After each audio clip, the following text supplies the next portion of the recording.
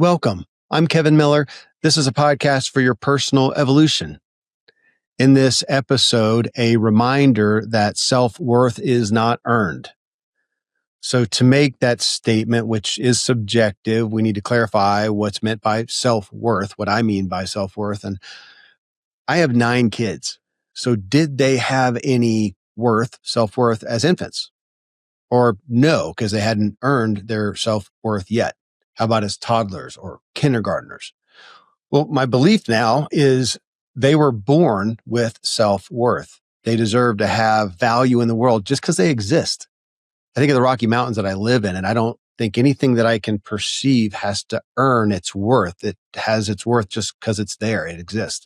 So as humans, we may want to do some things, granted, grow and test ourselves. And I get that. I still look to behave in ways that I respect and make good choices and good efforts.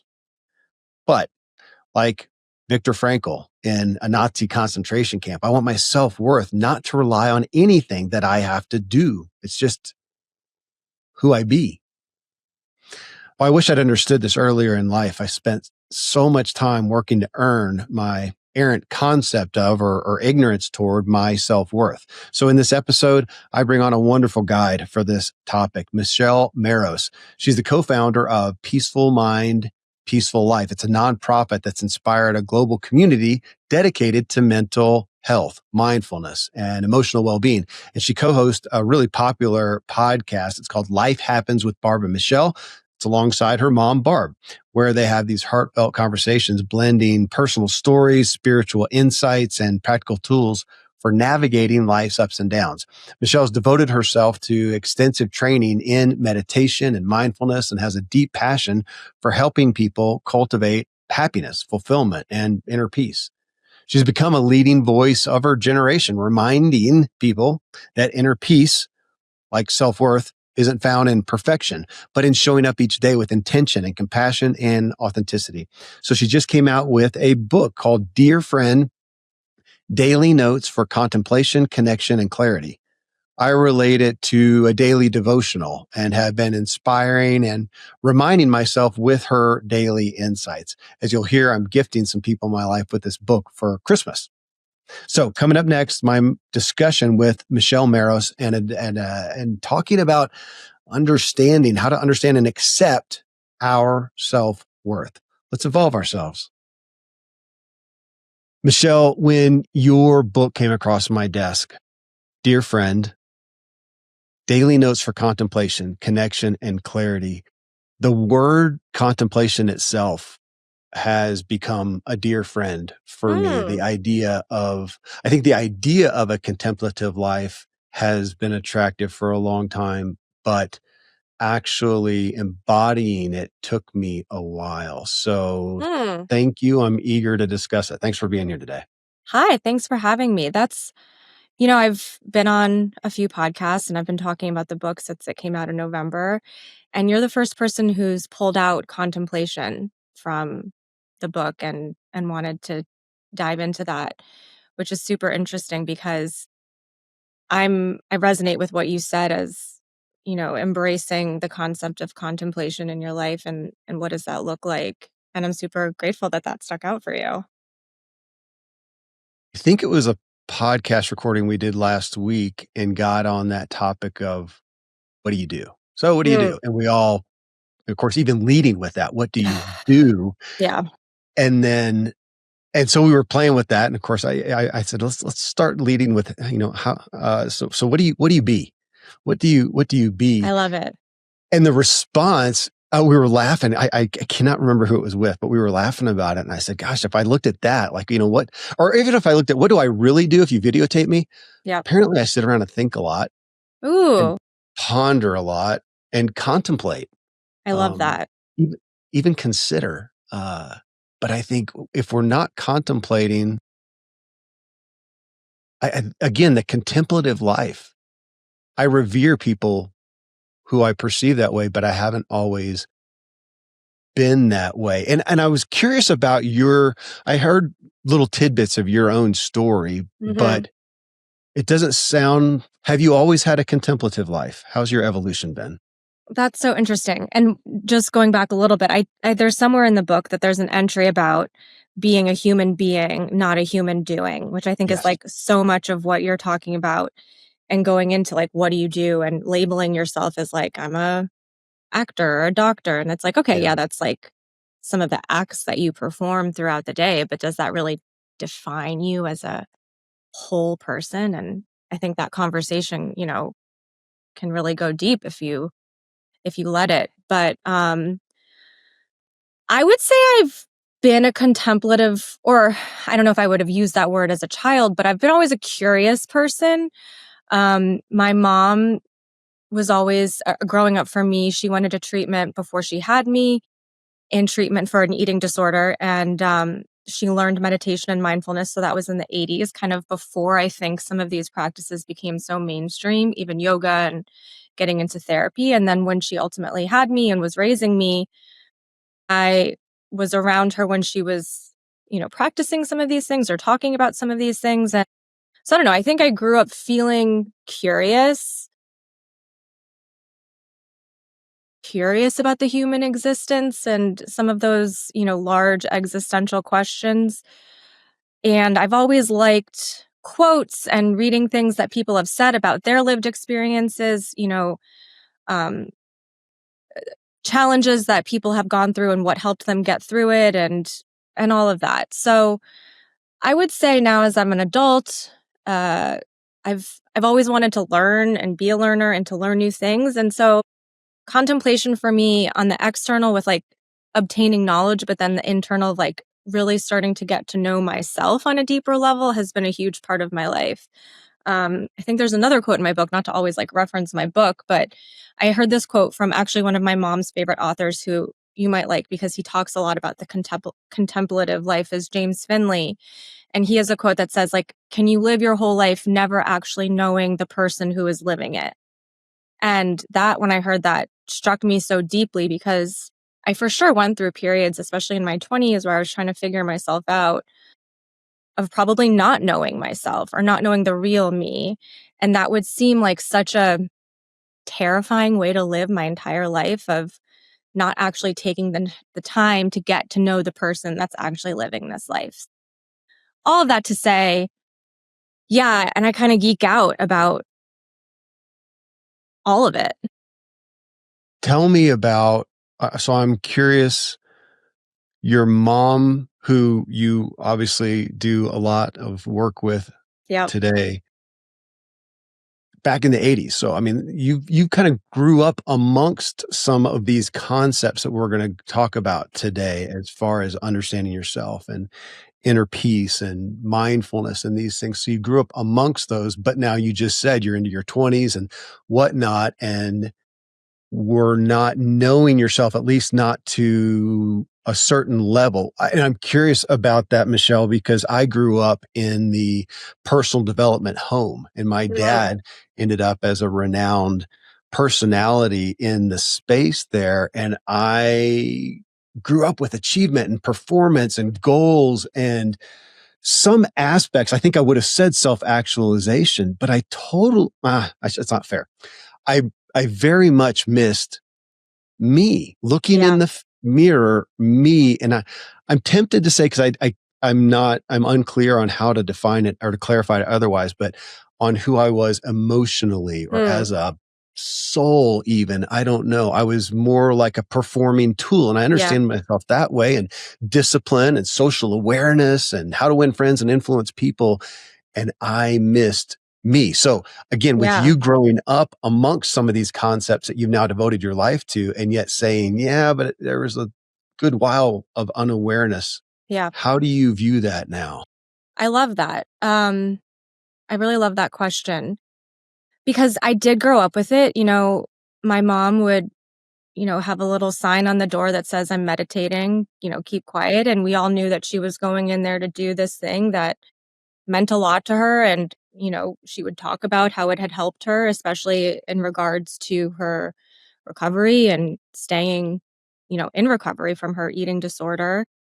And she then started to teach workshops and do book clubs, and, that really grew. So I had that example right in front of me, especially in my growing up years. But she never like pushed any of it on me. She never said, oh, you should try. Or she often would say like meditation helps me, but she never was like, do it, or made it like religion where you have to come with me to do all of these things, which I appreciated, because I think I would say in like my teens, early 20s, late 20s, I think I had a bit of a rebellion.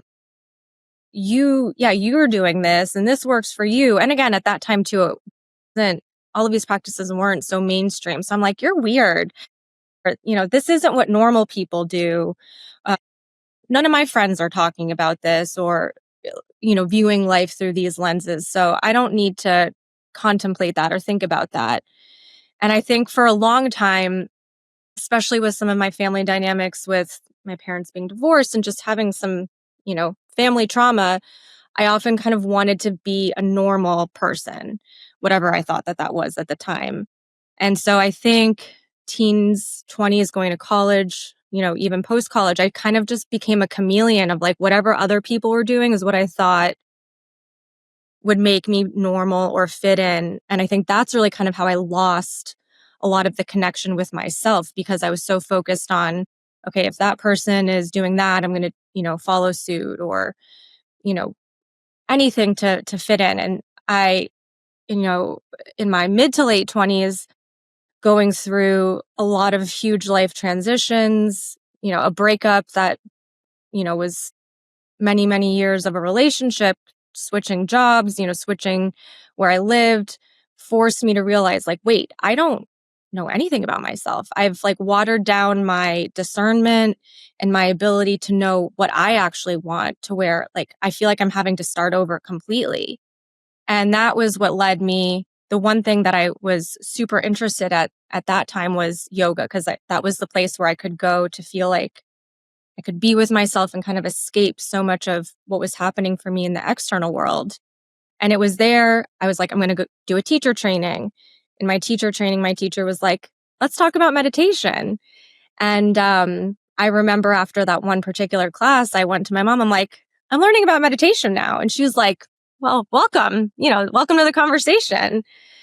And so I think, that was really my progression of finding my path myself. But, even though those moments in my earlier years were super painful and difficult, I think it gave me the perspective to realize how important it is and how much it means to me to have that relationship with myself and have all of these years of introspection and connection and discovering who I am. So I think I had to have it, but it was difficult. Do you look at again, I'm going to just use the word evolution, of your own life as having been aware of awareness, again, personal awareness, having some of that. But what I've found myself discussing a lot lately is, to your point, or what seems to be a point of your work, inner peace, that we can have a lot of the awareness and understanding and growing, even epiphanies about ourselves, but not really come into inner peace. Hmm. Yeah. Inner peace has been an interesting word for me. It's, with Peace of Mind, Peaceful Life, the nonprofit that my mom and I started, like our original tagline was outer peace begins with inner peace. And, we've been doing this for like 12 years now. So I was a lot younger when we started doing this work. And whenever I'd hear that tagline of like inner peace, that always felt so aspirational, of like this goal that you have to achieve, or even, reading books and studying philosophy. It's like you think of enlightenment, you think of just no issues, like stress free. And I think I had a bit of naivety about that, because I thought if I went to therapy enough, or studied enough, or practiced enough, or became aware enough, that maybe I could achieve this like nirvana or enlightenment of just life is, you know, effortless and I can go with the flow, and maybe I won't have challenges or difficulties. And I realized, as I've matured, that like that's not really true. And what has comforted me in that realization is like the practices, the self-care, the introspection has helped me handle life and the difficulties so much better. I feel like it's infused within me a different kind of confidence within myself where for so long I, really battled deep-seated self-doubt to where for me now what inner peace feels like is not to sound cheesy, but kind of feeling like whatever might happen in my life or whatever might come my way day to day is like I can handle it and I've got it and it's not going to take me out like maybe it would in the past. And that gives me like a level of acceptance and even optimism because I'm like, I'm good. Like, I got this. I've been through a lot. I've overcome a lot. I'm sure there's going to be more that happens down the road, but like, I think I'll be able to handle it. So that has like, I hate to use the word anxiety in that sense, but like, it's helped me manage some of my fears about life and the turmoil that might have been brewing inside of me in my earlier years. Okay. Play with me with this for a second. Okay. This happened in a discussion yesterday, literally on inner peace. Okay. Is it my goal? Is it our goal? And is it possible to have inner peace all the time? Like you said, like nothing phases you. And I'm thinking, I got a lot of kids. I got a big family. I got stuff going on. I don't know, stuff's going to happen. And if I end up with a kid it's terrible. We were playing with the idea, a kid in the hospital, car wreck, whatever. Am I going to just be the Zen, master in that and have inner peace? In that moment, I may not have inner peace. Through that period of time, I may not have inner peace. But in having it generally, do I feel, and I'm wondering if you're speaking to this, do I feel confident that regardless of what happens, I will be able to peace myself? Or we're kind of playing with inner security. I know that I'm working today to be able to secure myself in those moments. It sounds morbid, but I literally think I have 9 No. kids. You can be morbid. I'm a Scorpio. A lot of my family died young, so I feel like I joke Okay. about death and things like that. So, Well, with the number of kids I have, I yeah, think the odds of me witnessing a child die are higher than anybody I know because I have more kids. And yeah, not morbid or pessimistic, but what am I doing now yeah, to, I don't know, your thoughts on that? Because we were playing with that. Can we have inner peace in that moment? Maybe not, but can we yeah, know that we can peace ourselves in essence to play with that? yeah. I love that because one of the things that my mom and I talk about often is that maybe it's not necessarily about do you ever freak out or have unpeaceful or unzen moments, but it's like the recovery time of how long you stay there or not living there and when you can come back to your center. And that for me has been helpful in the conversation because even with my mom, like people ask us all the time because we work together, we're so close, everything. Oh, you must be the perfect mother-daughter. How do you do it? And like we fight all the time. Like we get under each other's skin. Like we are not perfect.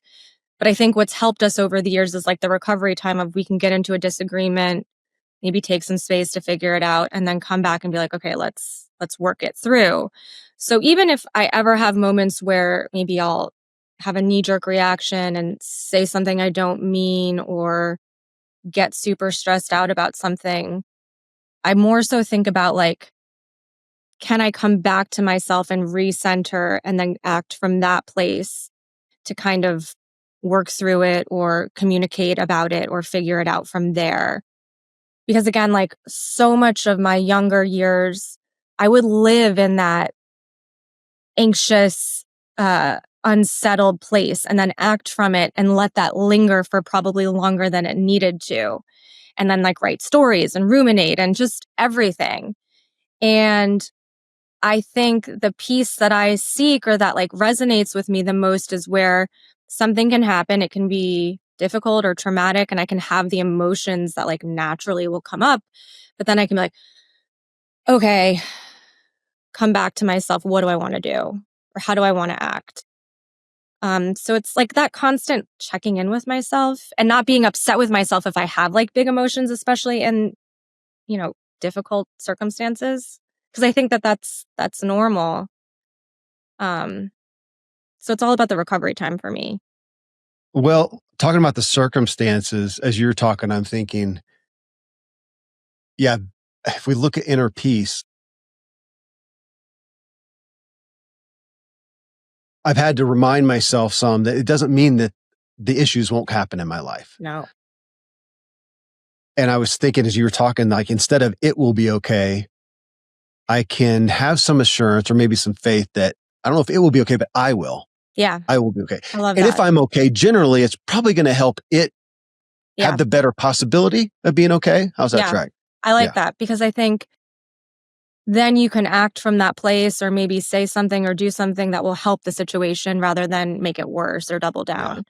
And that was for me in a lot of my relationships. Whatever I would say or do would make the situation worse if I was like acting out of that heightened emotions or, just chaotic energy. Um, I got a question for you yeah. on the recovery. You said Yeah. that a couple times. You like Yeah. the recovery time. Resilience is obviously a big term and focal point these days. Okay, I'm going to try to say this without minimizing resilience or recovery. I'm questioning, however, that as I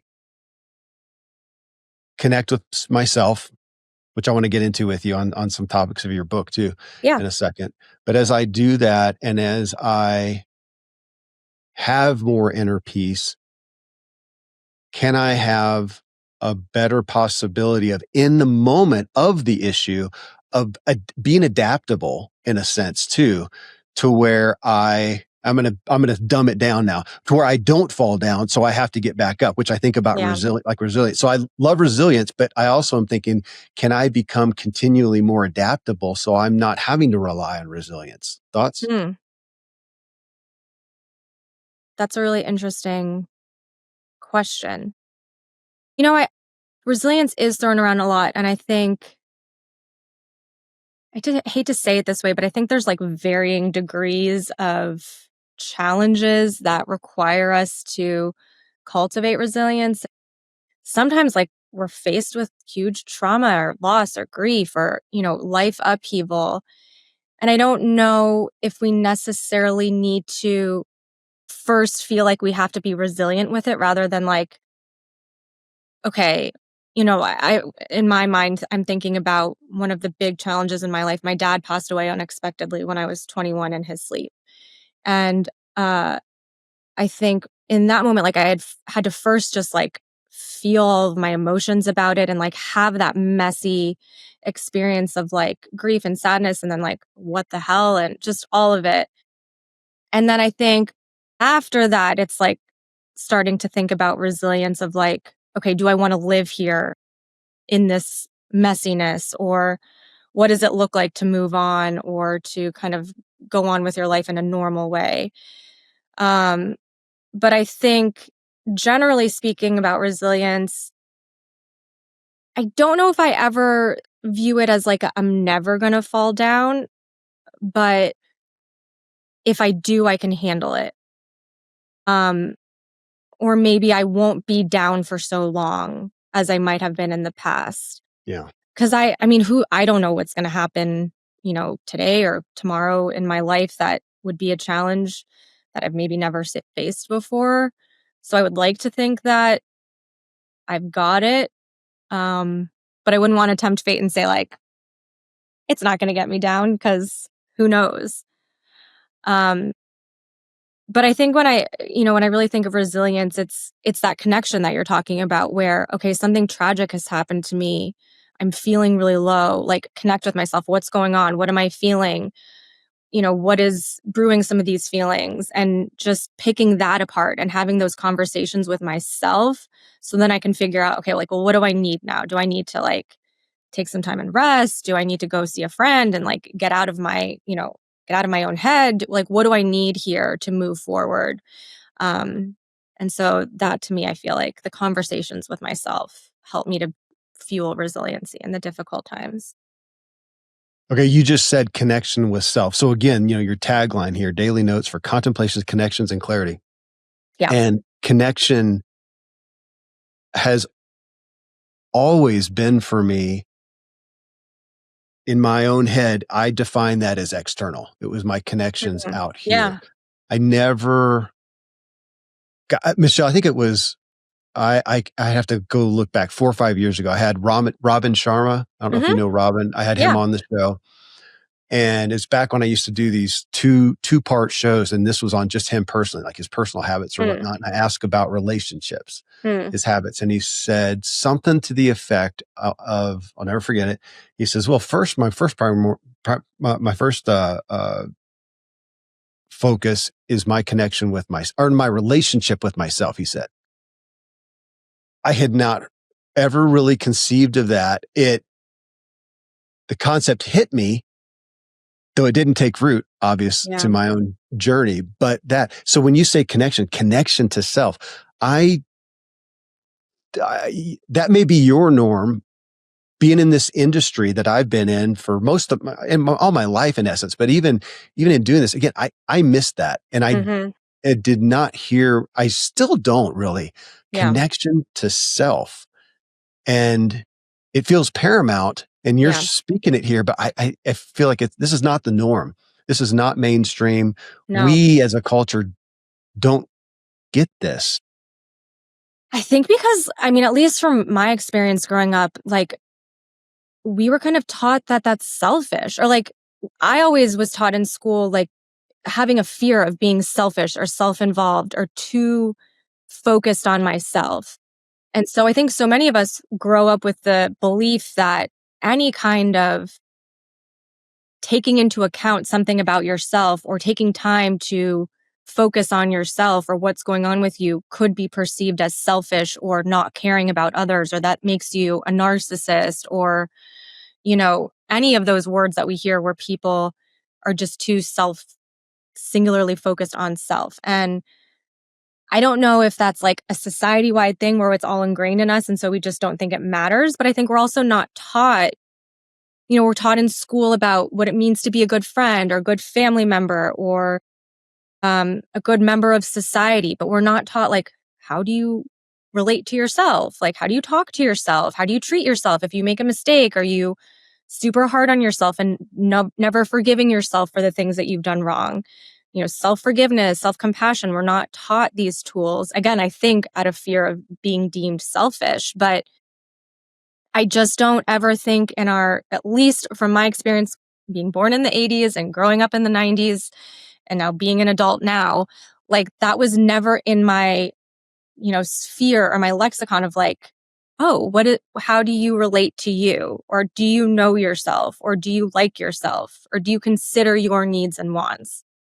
And so I think, when we talk about connection with self now, I feel, and I've heard this from people I've spoken to, in doing workshops and things like that. It's like, I can't consider myself because I'll be thought of as selfish, or, my family will think that, there's something wrong with me because, I'm not putting their needs first. And so for me, it's like kind of breaking down that myth that you can't do both, because, like, yeah, you can take care of yourself and also show up for your family and friends and community, but probably also, defining what it means to be someone who's in connection with yourself and why it's not selfish, why it can be incredibly helpful and powerful to give you a foundation of living your life with confidence, with clarity, with, care for yourself. I talk a lot in the book about, like, becoming your own best friend, and, like, what does that mean? Like, treating yourself like you would your best friend or the closest person in your life. And I think it's really just about, breaking down probably like long-standing societal norms and redefining, like, how we talk about the conversation, or maybe using different language to where people can really digest, like, no, this isn't some like esoteric, like, nirvana enlightenment when connecting with yourself, but just knowing yourself in a way that, you know, matters, or that gives you a foundation to live your entire life in all aspects of it. Okay. Something just occurred to me. Well, an idea, and I'll see what Okay. you think. I love it. Can we, I've been using I like the word resonate. things that Yeah. I resonate. Think, I energy, like it too. whatever, or music or what I use the term a lot. Can I Okay, well, let me just own it. I have, this year ended an almost 32-year marriage.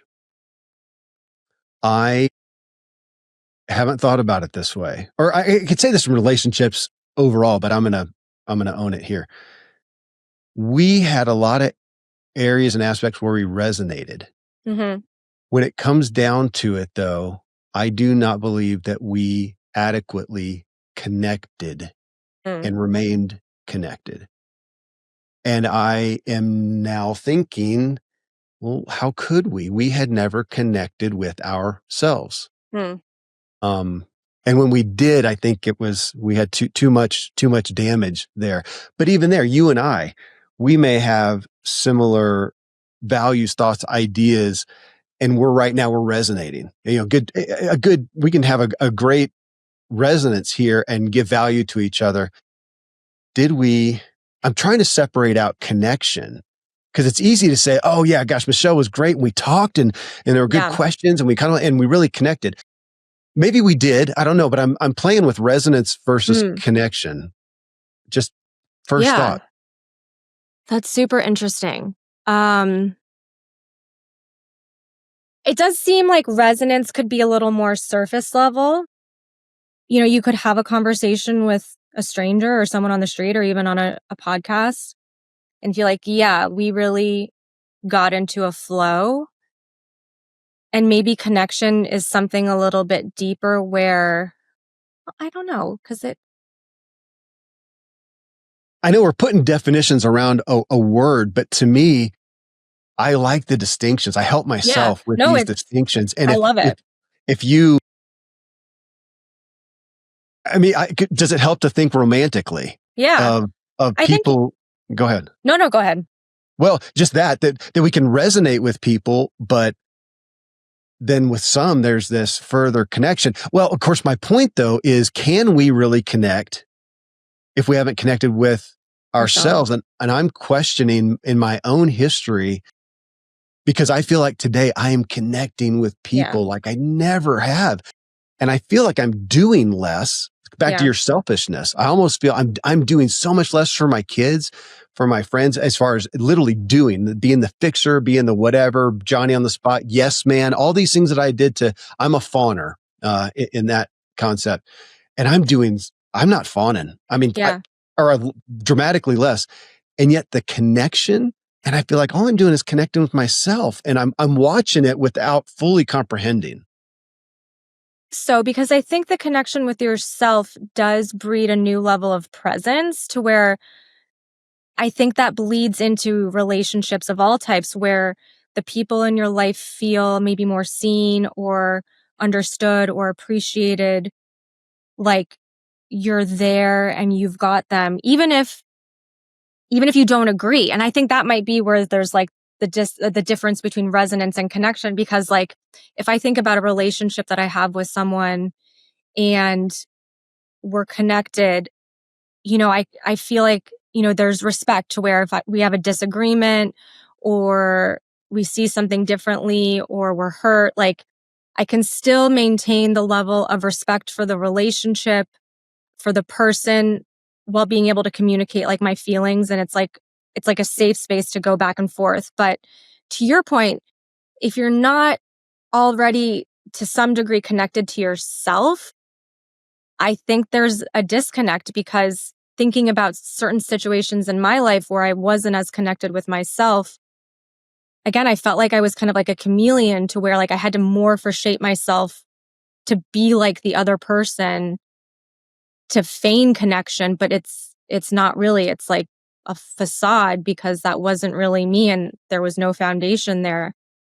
So I Hmm. do think, the placing the priority on connection with self can then open a lot of doors for connection with others in maybe a more effortless way. Like you're saying, like you're not doing as much, but you're still feeling that strong connection with people. Because I do think people feel seen in a deeper way, um, when it's coming from that place, but that's not like super tangible. Okay, well, you said coming from that place. A minute ago, you mentioned something about presence, and you said when you're there in connect a focal point that I key and continue to come to in connecting with me is this started with me taking whatever the stimulus was and going that pause and going, how would secure Kevin respond? Mm-hmm. Blew myself away Yeah. in realizing, oh, differently than you normally do. Totally. Holy crap. And Yeah. I've been in that unawareness my entire life. And it wasn't, I don't think anybody has called me a meanie or a jerk or whatever, but it was performance. It was appeasing. It was out of need, I think. And now looking at that, if I am secure, connected with me, and I'm okay, then I can come to you, as you said, and I'm there for you. I'm open. I don't have need. I have desire. Yeah. I'm really enamoring myself with that. Coming to you, if I say this, Michelle, man, I'm here because I desire to be with you, but I don't need you. I don't know that we understand that concept and can really even hold it. How do you see it? Yeah. I do think that from that place, we have a less grip on attachment to people, to where we feel like, yes, we can want to have people in our circle or in our sphere or in our lives in different degrees. But yeah, we don't feel like we need it where I have to have this in order to be a worthy person or a successful person or an okay person. Because I think, society is like, you tick the boxes, you go to school, you get married, you buy a house, you have kids. Like, that's the whole thing. And like, what happens if your life doesn't have that, especially from the relationship standpoint of like, you didn't do that, there must be something wrong with you. And so the connection with self, I do think, starts to lessen that attachment and make you feel like, okay, whoever is coming into my sphere, that's a really wonderful bonus or like add on into my life. And I think that also like plays into a discernment too, where you're not just like, oh, everyone come on in because I need like I would always, with friendships and relationships, I'll take whatever I can get because I thought no one liked me and no one wanted to be with me. And so I'm like letting in all sorts of people, good, bad, in between. And, the connection with self, I think, also breeds the discernment of like, oh, you're nice, but maybe I don't need to be with you all the time, or we don't really connect with each other. Like just, again, those conversations with self where it's like, is this right for me?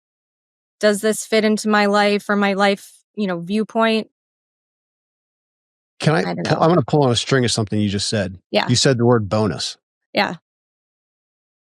That feels possibly volatile in some aspects. I think it would have been for me. I grew up, again, my marriage was based around a lot of need, codependency, and need. And now I saw something from you and just reviewing you probably on Instagram or something like that. And you were talking with someone else about being single. And that construct of, we're supposed to, have those lovely, get married and have kids and a house and a picket fence and the stuff. That's a construct I grew up in. And yet now I look at it and go, that makes no sense. So Michelle, right now, so we're to understand that you're not whole. You can't be whole without those. You need to come together. Well, that's codependence. So for you to say, I want if you desire to want a relationship because I want, it's I don't know if bonus is the best word, but to a degree it's an add-on. It's not a have to. And I think how can it be healthy if it's not that? And yet that's not the construct. I mean, you get married and you have, I still blow myself away with my marriage and a lot of marriage, especially in the Christian realm, where you have two candles, you come together, light a candle and blow your candle out. Yeah. Crap. Yeah. So I'm tracking with you, but I'm saying, man, go. It's not easy. And I've really had to, in my journey of unpacking so much of my own life and self, like that was a big piece that I've really had to pick apart and play with, because I did always have that viewpoint of like, if you're not married by a certain age and, start having kids by a certain age, like there is something wrong with you. And I even still to this day, I am not married and I don't have kids. I've achieved success in my, I have a book, I do things that people, will tell me that they think is amazing. But I could never have a conversation about any of that without but when are you going to meet someone and settle down and get married? Even to this day. And nobody has bad intent with that. But I think so many people still view that you're not whole or that you're not successful or something has gone wrong if you're not checking that box, especially as you get older.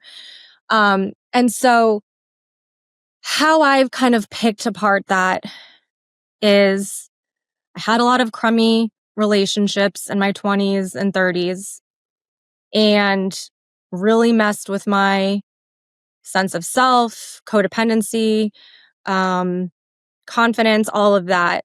And what I realized in healing from a lot of those is like, I do desire a relationship or a partnership of sorts. I don't know what the label of like, does it have to be marriage? Like, I don't know. But how I view it now is like, that has to add something to my life, rather than being a potential to like subtract. And I think so many of my relationships of the past have really subtracted. And I see your face in reaction to that. And I don't mean that it has to be perfect, but I want someone to bring something to my life, not just fill a role, if that makes sense. And that's why I think I used the word bonus before, because it's like, Well, I'm with you. You're seeing me because I'm sitting here and I've had conversations lately where at the moment I want to say this humbly. I feel so connected and full and whole that I really can't find a desire in me for taking on a relationship of that nature. I've got so much richness in relationships. I don't feel a void. And the thought of trying to come together, I'm not dissing it and saying I won't ever, but I'm kind of good. So you saying bonus, maybe I'll get to the point of wanting that bonus. I don't even care. I don't have a concern for that or a desire. But that's such a like, people are so not used to hearing that. And even because I totally resonate and I feel the same way, but it's like, I can feel that within myself, but that going out and having conversations with people where they say, oh, aren't you on the apps? Aren't you dating? Are you going out and meeting new people? Have you been talking to friends to see if they can set you up? Like, so often in social settings, especially maybe not if it's not with like my close circle of friends, but like satellite friends or, networking or anything like that. That's where the conversation goes to like, oh, you're single. What have you been doing to change that? And so even though I feel confident within myself about everything that we've just talked about with like wanting to have someone that could potentially add and the bonus, it still sometimes chips away in my brain like, oh, they're right. I am getting older. This is another year that's going by and I haven't ticked that box. Or what are, all my friends from high school thinking about me, or all of the stories that you can write about it or contemplate. So it does still sometimes get into my brain like, oh, they're right. Because it's not a common, but I do feel like, and again, like I'm not at the other end of whatever this conversation would be, but I feel like it's a healthy place to approach it of like, not codependent. I don't need you, but yeah, I like you and I would like to have you around. But I think society is kind of like in this middle place where a lot of people are maybe more than before are in a similar, because I have a ton of girlfriends my age, a little bit older, a little bit younger, single, experiencing the same thing. And so I just think maybe we're in a shift of how we approach relationships like that. I don't know, but I'm thinking of it seems to be a trend. The old line in the movie Jerry Maguire, you complete me. My mom and I talk about that all the time. It makes her crazy. That was my understanding. Yeah. Okay, on that note, hold on, because I don't want to miss this today. So there's this cool book that I have called Dear Friends. Thank you. I actually have 2 copies, as you can see. Oh, so happy. And today, as we record, happens to be December 16th. Dear friend, Did you know that your worth is innate, untouchable, and unshakable, regardless of what happens in life? I promise this is true. So often we allow ourselves to think our actions and mistakes detract from our worthiness. Okay, I could keep going, but I Yeah. want to. That's I where I like it wanted to hit. when we read the specific day and it resonates with the conversation. It's right where I wanted to I go. geek out about that. Yeah, talking. Well, yes, we can get into spirituality if we want. Yeah. That aspect of self-worth, Michelle, I want to hit there because I struggle with the concepts of how we perceive validation and affirmation. Mm-hmm. I did a show recently with someone on that topic and said before we did the show, I said, if you're willing to come on and talk to a bit of a skeptic on some of the concepts around that. Yeah. And see the relevance, obviously, for getting feedback from people on how they experience you. If I think that I'm all full of my own self-worth and yet 10 out of 10 people say, yeah, I experience you as a jerk. Oh, Yeah. okay. Probably not serving myself or others, but self-worth, that aspect, I don't know a better term than that. And if and then now realizing if my self-worth, that's all on me. If I'm depending on anything else, I'm in trouble. And I've spent my entire life up till too recent a times not understanding that. And again, back to, can it seem selfish to us? Because it's not an I am what I am, but I don't know that we know how to separate it. It's not an I am what I am. It's not that I don't care what other people think, yada, yada. How would I not care? But if I'm dependent upon you or anything external for my self-worth, it's just a recipe for failure, but we don't get it. Obviously, you're writing about it. Yeah. Yeah.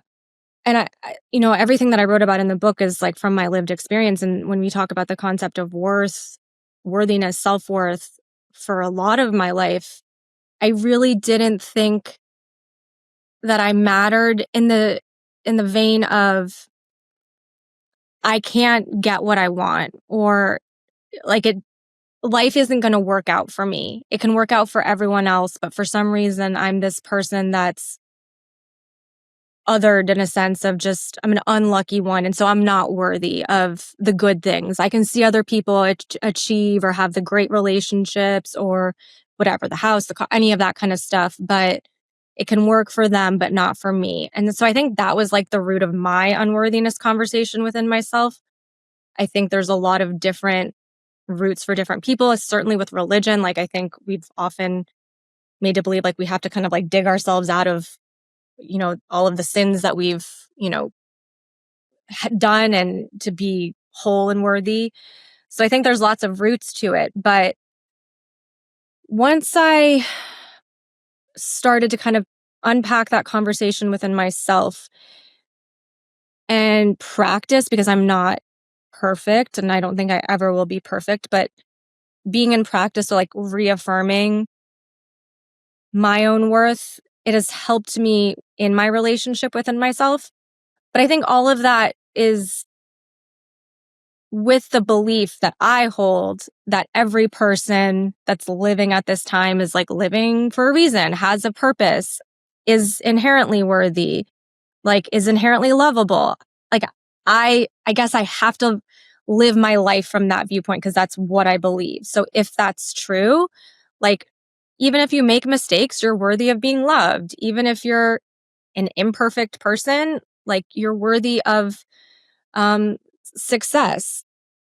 So having that viewpoint has helped me with my own worthiness journey. But again, going back to that conversation about relationships, when people will ask me questions about it, that's usually where like my first crack or chip in the worthiness, where it's like, well, here I am, still not married. Something must be wrong with me. So it's like a practice for me of kind of like undoing that belief and reinforcing this one. Well, you said you view people as they're living for a reason, that they have a purpose. And I'm going to put that under worldview. Yeah. I don't know a better term for it. I grew up in worldview construct of a religion, of Yeah. Christianity. And, you're a child of God. Everybody's a child of God and they have worth, though they're also completely sinful. So Sin. however you want to hold those two together. But today I do find, there's a question of where does your self-worth based upon? How do you define it for yourself? I was about to say, how do you judge it for yourself? I don't like the word judge, but to some degree, what is it based on? I don't know that I can define it for myself, Michelle, right now, even though, it probably does include worldview and spirituality and whatnot. But if I just look at everybody and I just choose to believe that we're all beautiful. Yeah. What was coming to me, and I hate to say the word deserve because I think deserve can then lead to like entitlement, but I think if we're all alive here, we deserve, like, we're deserving of a place in this world. Like, we all have a place, like, we all matter in some way, shape, or form. And I think that's unique to all of us. Like, my place might be different than yours, like, in the lens of purpose, which I think a purpose is a loaded conversation as well, but just like what we're here to do. Like, I know this sounds cheesy, but I do think like each of us have special gifts, like talents, personality. And I think the worth stems from like, we're here in this moment and there's a reason. It's not for me to say like what the reason is, but like when I think of worth, or at least from my experience of not feeling worthy, it would often lead to like, what's the point of me being here? Like, do I matter?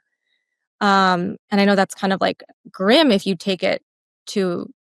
really pull that out, but ultimately I have to believe that there was some purpose for me to be born at this point in time. And I guess that helps me feel like that has a definition of sorts.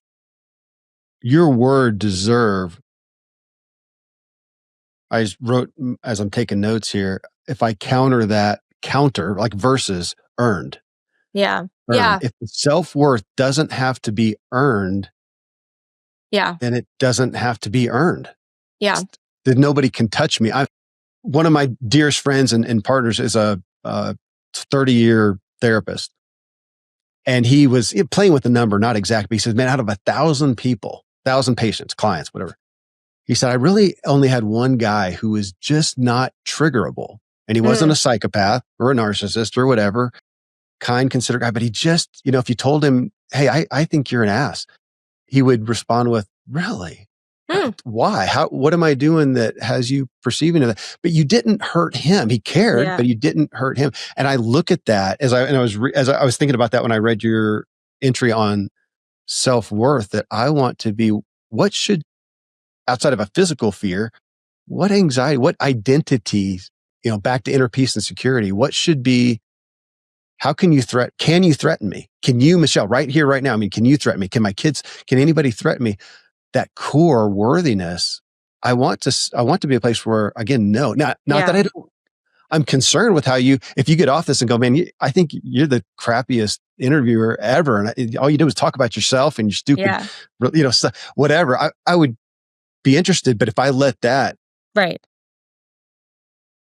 worth, I feel like that's a lot of your daily entries is these continual deposits of solidifying, supporting our sense of our worth. Fair?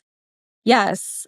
And that was kind of, my intention with the book. And, it might feel like repetitive at times, but I do believe that we need the reinforcement of some of these, deep-seated topics like worth or self-love, because like we haven't been taught that. And, so much of what we talked about today with like what society has kind of ingrained within us. And I think a lot of what you just said also goes into the concept of like not taking things personally. We talk about that in this self-help realm. And I remember when I first kind of going down this path, I read the 4 Agreements by, Don Miguel Ruiz. And one of the 4 agreements is not taking things personally. And I was like, how do you do that? Because I'm someone historically, again, I'm working on it, that would take everything personally. Like, oh, I sense a shift in energy from this person. I must have done something wrong. Oh, my friend didn't text me back right away. They're mad at me. Like, And that's an exhausting and like horrible way to live. And again, I'm still trying to unpack that. But when I read that, I was like, how on earth do you get to that place? Like what you're talking about, it sounds like with this client of someone can give you a critique or feedback and not let it chip away at how you view yourself or how the worthiness that you have for yourself. I think it's a practice, but I think it's a really hard practice. Because I think as human beings, we're taking in feedback and we want to feel connection, like we've talked about with, and sometimes I think we'll lose connection if we don't just like appease or people please or go along with whatever people are saying, or if someone says something about me, I'm going to fix that about myself so that they'll like me. I think it's super layered, but it's an interesting question because I'm not there yet where I could be like that guy where nothing would faze me. But I've learned to not personalize or internalize, if someone writes me a mean DM, or I don't have to engage with it, or I don't have to make it mean anything, or I don't have to go down a rabbit hole inside myself of why did this person say this and what did I do that made that person act that way, or what does it mean about me? Um, but I don't know. Well, even A deep that, rabbit hole. but what did you do to, make somebody angry? Well, you, you didn't. They made themselves angry because Yeah. the same thing that you put out there and you got 100 comments of people who, I'm going to paraphrase, are saying, I'm inspiring myself with what you write. And then this one person over here going, well, I pissed myself off. They did it and you may care, but they made themselves mad. You didn't do it.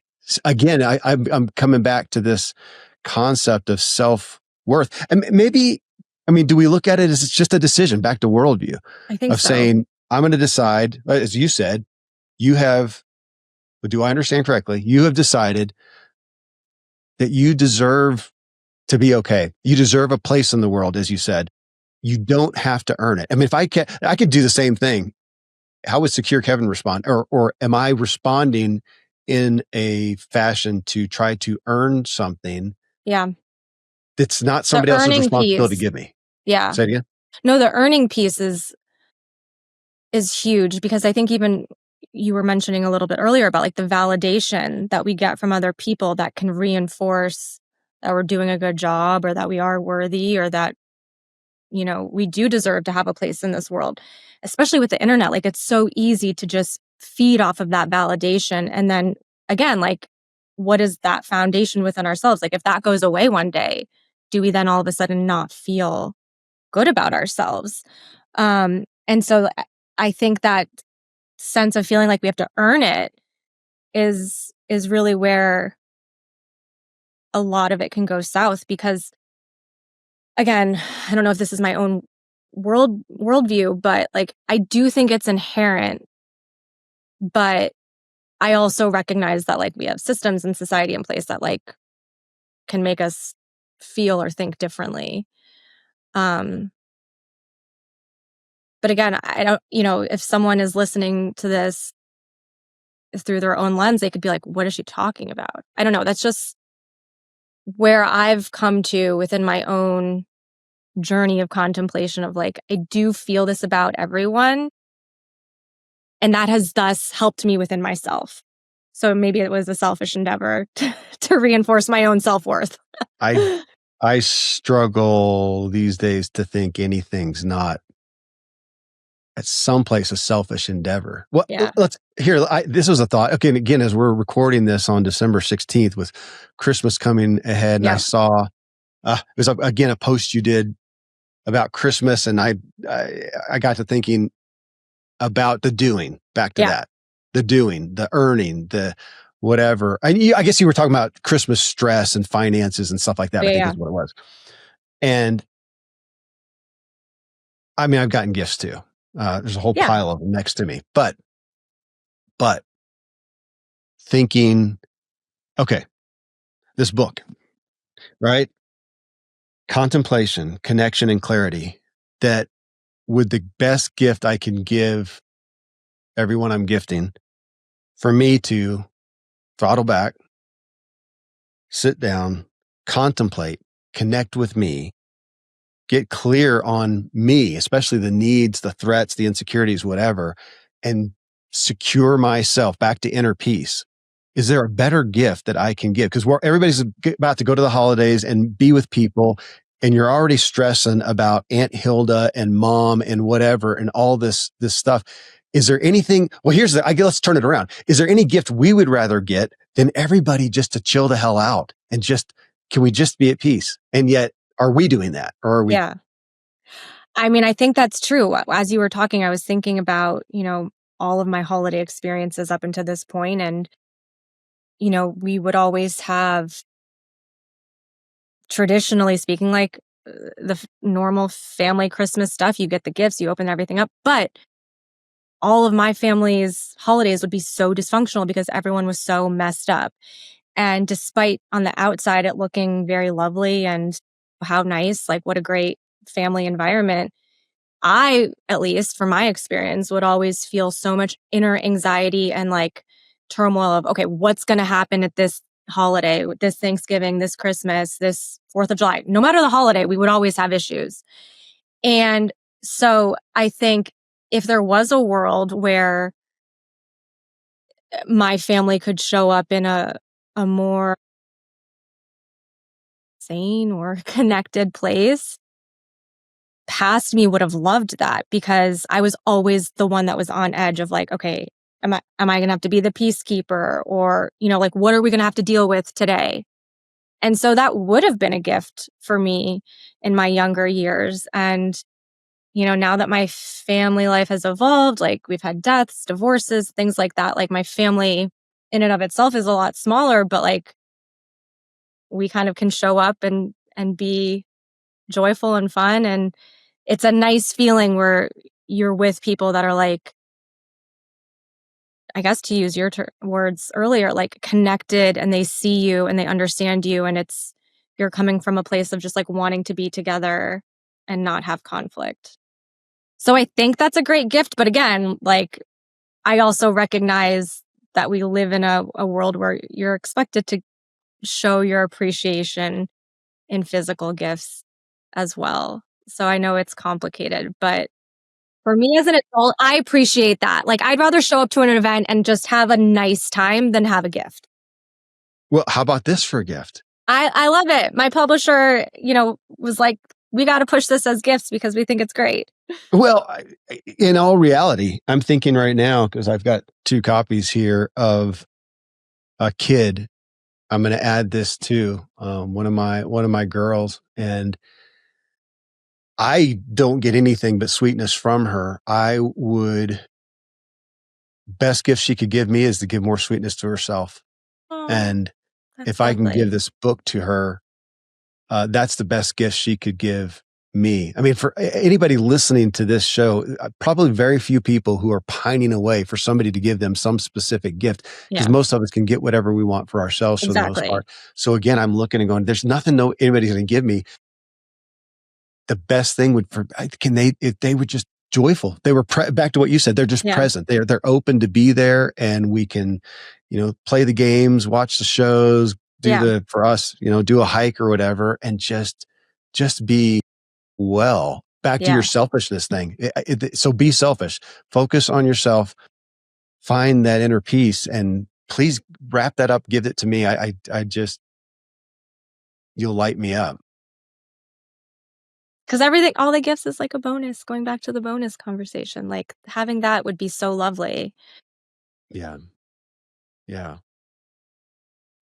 Okay. Well, thanks for the Christmas gift. Thank you. I have more books. Well, you know where to find me. Thanks for gifting me, Michelle. Oh, thank you. Right here, right now. Gift of this conversation. It's few, if anything's more valuable to me. This is vitamins, exercise. This is all the stuff better, because it's the core that I will stand up and go from here. If I'm feeling more self-worth, it's the best gift I can give anybody in my life. So absolutely. I love what you guys are doing. Thank you. Thank Thanks you for so the much. time here and for gifting me. And I'm so honored to gift everybody who listens to the show with the message and with Thank what you guys you. are doing and the book and your podcast. So thank you. And what a gift. Thanks so much for this conversation. I really loved diving into all of these topics and kind of re-examining it, what it all means for myself too. It was fun. Yeah. Michelle, thanks. Thank you. Well, thanks for joining us in this discussion. That again is Michelle Maros. The book is Dear Friend, Daily Notes for Contemplation, Connection, and Clarity. And the podcast that you can find wherever you're listening to this right now is Life Happens with Barb and Michelle. Till next time, here's to the evolving you.